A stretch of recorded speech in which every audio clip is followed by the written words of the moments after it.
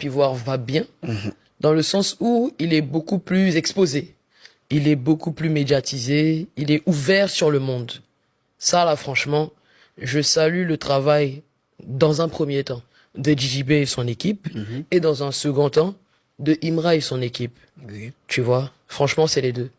Je dis pas que les autres n'ont rien fait, mais eux, ils ont un impact clairement significatif C'est bien marqué, sur en ce fait. qui se passe en ce moment. Et ça attire vraiment l'œil des étrangers et tout ça, c'est très important. Ça va bien.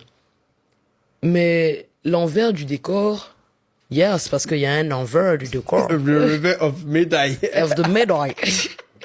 Donc, c'est que, il n'y a que, c'est comme s'il y avait que deux, il y avait que deux acteurs, tu vois.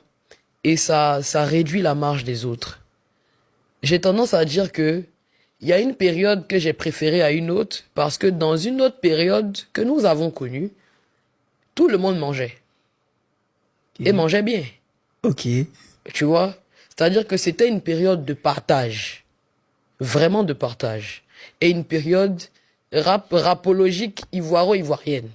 C'est-à-dire que c'était la Côte d'Ivoire, là, d'abord. Peu importe ce qui vient de la Côte d'Ivoire en soutien, c'était ça d'abord. Mais maintenant que c'est ouvert sur le monde, ce n'est pas mal. Mais il y a beaucoup d'acteurs qui sont mis en marge.